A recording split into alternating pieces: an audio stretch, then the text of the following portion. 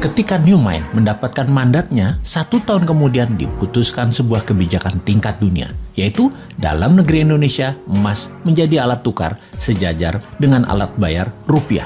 Emas bisa ditransaksikan sebagai alat tukar selain alat bayar rupiah. Itu semua resmi disahkan. E-Gold adalah transaksi berbasis fisik emas dan digital dengan menyediakan 10.000 ATM Gold dalam 3 tahun di seluruh Indonesia. Dengan adanya ATM Gold, semua orang kalau memerlukan fisik emasnya bisa dalam 24 jam melakukannya.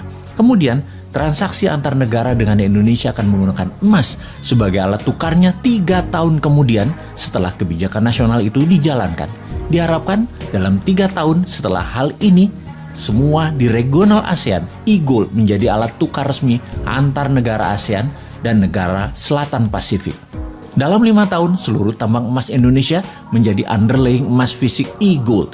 Semua ini sesuai dengan pasal 33 Undang-Undang 45 bahwa kekayaan alam milik rakyat 100% dan menjadi base transaksi 24 negara ASEAN dan negara Selatan Pasifik, dari ujung Burma sampai Guam. Kemudian masuk ke seluruh negara di dunia yang berpenduduk mayoritas Islam dan negara yang kuat pendanaan syariah seperti Inggris dan Uni Eropa dalam 5 tahun setelahnya. Maka dalam 15 tahun setelah kebijakan diterbitkan, ditargetkan 50% transaksi dunia menggunakan e-Gold. Emas adalah pengadil yang adil. Indonesia akan menjadi negara pertama bebas inflasi. Kemudian diikuti negara-negara regional dan dalam 15 tahun 50% dunia bergabung dalam dunia tanpa inflasi. Harga emas akan dibuat diam, tidak bergerak, tidak di-floating lagi berdasarkan demand dan supply agar oligar dan globalis tidak bisa bermain harga. Harga emas akan diam, dipatok diam. 1 gram emas sama dengan 1 juta rupiah. Sisa dunia menyesuaikan harga tersebut. Sejak saat itu, harga di dunia dimanapun atas barang yang sama adalah sama. Sungguh, kita memerlukan konsep bernegara yang sontoloyo untuk membuat Indonesia menjadi negara superpower. Kita tidak butuh populis, tidak butuh diliput kegiatan kecil-kecil. Kita butuh gerakan besar yang berani. Seberani pejuang kemerdekaan tahun 45 ketika mereka ditangkap dan dieksekusi sekutu, juga dieksekusi Belanda. Mata mereka tidak terpejam, wajah mereka tenang, tidak menunjukkan ketakutan atau kemarahan. Wajah mereka seperti diliputi cahaya. Itu kesaksian banyak para tentara asing yang bertempur melawan kesatria bambu kuning tersebut. Semua itu membuat mereka ragu perjuangan mereka, para tentara sekutu dan Belanda itu. Karena di bawah sadar mereka tahu, kesatria bambu kuning ini dibela alam, diberkahi Allah, Tuhan semesta alam. Karena itu, mereka segera sadar dan mundur. Segitu besar pengaruhnya bahwa keyakinan membawa kebenaran hakiki oleh pejuang kita di tahun 45 bisa memerdekakan bangsa yang besar milik dunia ini. Saat ini pun, Nusantara memiliki pejuang-pejuang itu. Nusantara sudah masanya bergerak. Wahai para pemuda, Anda bersiap berjuang dengan berani. Berjiwa tenang karena tahu ini semua perjuangan untuk Indonesia menjadi pengadil dunia teradil untuk membuat dunia ke depan damai selama 1000 tahun.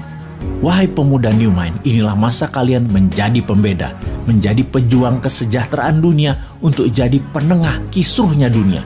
Rebutlah kekuasaan globalis yang merugikan dan jinakan negara dunia yang saling bunuh untuk kekuasaan dan pertumpahan darah untuk sebuah kepuasan jabatan. Sudah itu semua. Sebar terus pemahaman New Mind yang bisa membuat Indonesia menjadi negara superpower segera. Diawali dengan menjadikan emas sebagai alat tukar dunia. Untuk menjadikan emas alat tukar nasional, segera akan kita menangkan dengan mendapatkan mandat sesegera mungkin.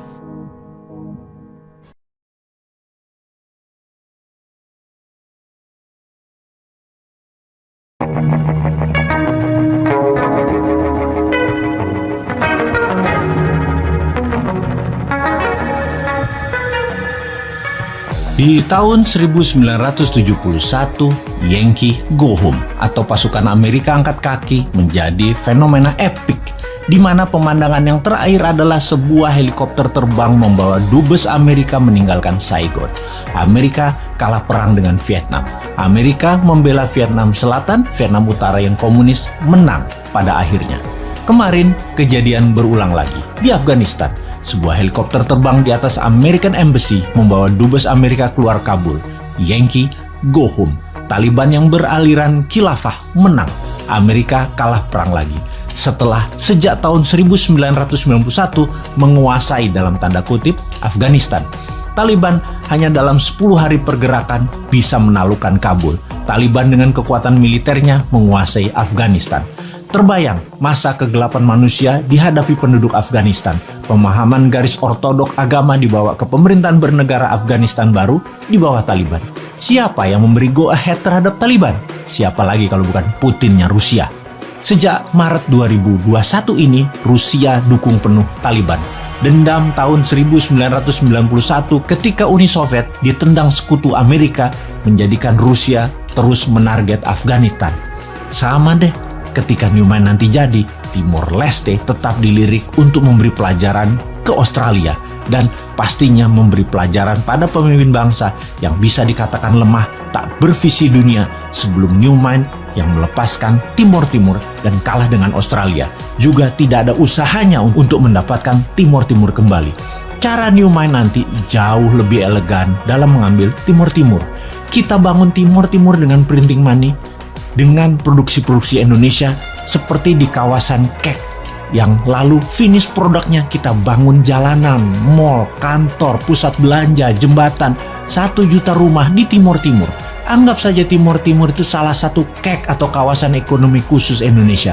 Pasti panji negara merah putih berdiri lagi di sana. Rusia ambil Crimea, Rusia dukung Taliban, Indonesia ambil balik Timor Leste. Kita tidak pakai alat Tiongkok yang menyedot sumber daya alam Timor Leste.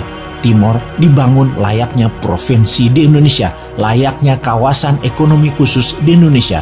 Nanti ada referendum di sana, mau integrasi kembali dengan Indonesia atau menjadi wilayah khusus seperti Guam di bawah Amerika, atau seperti Puerto Rico di bawah Amerika, atau seperti City of London di bawah Union Jack, seperti City of Vatican di bawah Italia. Apapun itu, bendera merah putih dan rupiah serta emas, transaksinya berlaku di sana. Transaksi emas, ya.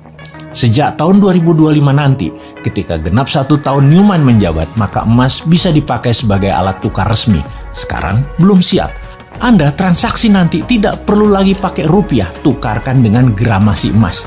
Ditarget dalam 3 tahun, 70% transaksi di Indonesia pakai emas karena di 30 kawasan ekonomi khusus termasuk Timor Leste, emas dipakai sebagai alat transaksi, transfer ke sesama tabungan rekening emas. Dengan demikian, Indonesia negara pertama di dunia yang tidak ada inflasi, tidak ada kejatuhan nilai mata uang karena emas bukan mata uang, emas alat barter, emas alat tukar.